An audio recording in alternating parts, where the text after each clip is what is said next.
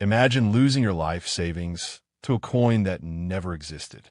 Between 2014 and 2017, more than 3 million people in over 175 countries handed over their money to buy something that was never real. Not a single coin was ever mined. Not a single transaction ever touched a blockchain. And yet, estimates suggest between $4 and $15 billion vanished into thin air. The woman behind it called herself the Cryptoqueen. She promised to replace Bitcoin. She filled stadiums. She wore designer gowns on stage in front of thousands of screaming fans. Then, one day in October 2017, she boarded a flight from Sofia to Athens. She was never seen again. This is the story of OneCoin, one of the biggest financial frauds in world history. And somewhere out there, right now, the woman who built it might still be free. To understand OneCoin, you first need to understand the woman who built it. Her name was Dr. Ruja Ignatova. Born in Bulgaria, she held a PhD in law from Germany, and she had worked at prestigious institutions like McKinsey and Company before starting OneCoin. On paper, she looked exactly like someone you could trust. She wasn't some random scammer hiding behind a fake name. In 2014, Ignatova launched OneCoin in Sofia, Bulgaria. She marketed it as the next Bitcoin, a revolutionary cryptocurrency that would change the world of finance forever. But here's the twist that most victims never discovered until it was too late. OneCoin wasn't a cryptocurrency at all. By 2014, Bitcoin was already becoming a global phenomenon. People who had bought Bitcoin early were becoming millionaires. And all over the world, ordinary people were watching, wishing they hadn't missed the boat. Ruja Ignatova understood something powerful. Fear of missing out is one of the strongest emotions a human being can feel. So she offered people a second chance. A new coin. A coin that was supposedly even better than Bitcoin. She promised it would be decentralized. She promised it would be secure. She promised a trading algorithm that would generate huge returns. And to get in on this incredible opportunity, all you had to do was buy an education package. These packages range from 100 euros all the way up to 118,000 euros. The more you paid, the more tokens you supposedly received to mine OneCoin on the platform. It sounded exciting. It sounded futuristic.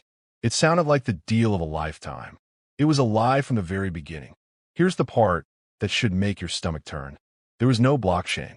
Not a single line of legitimate blockchain code powered OneCoin. There was no real mining happening. There was no actual cryptocurrency trading taking place anywhere. Instead, the entire operation worked like this. New members would pay to join, believing they were purchasing a real digital asset. That money wasn't invested anywhere. It wasn't building technology. It wasn't generating returns through any trading algorithm.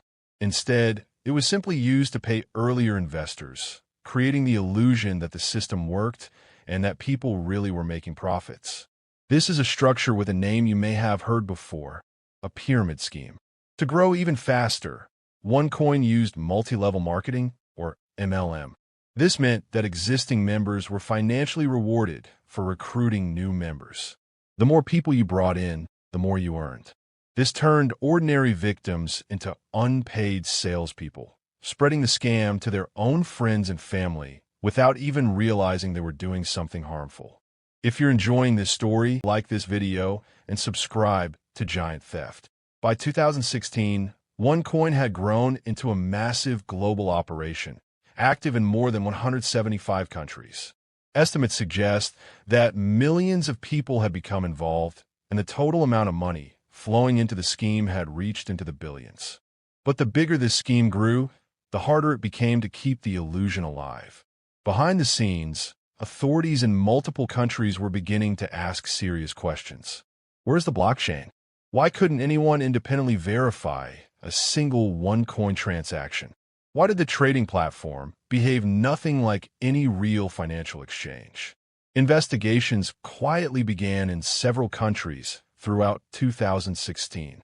The walls were starting to close in, even if most OneCoin members had no idea. Then came October 25th, 2017. On that day, OneCoin's website and trading platform disappeared overnight. Millions of members around the world tried to log in to check their accounts and found nothing. Panic spread instantly. People who had spent their life savings, their retirement funds, even money borrowed from family, suddenly couldn't access anything. The coins they thought they owned were unreachable. And soon, it became horrifyingly clear why. There was nothing there to access in the first place. Just as the scheme was collapsing and law enforcement closed in, Ruja Ignatova vanished. She reportedly boarded a flight from Sofia to Athens. She has not been seen publicly since. The FBI later placed her on its most wanted list. The reward for information leading to her arrest currently stands at up to $250,000. Where did she go? Did she plan her disappearance in advance? To this day, nobody knows for certain. The FBI believes she may still be alive, possibly hiding somewhere in Eastern Europe or even Dubai. She remains a fugitive. While Ruja Ignatova disappeared, the investigation into OneCoin didn't stop.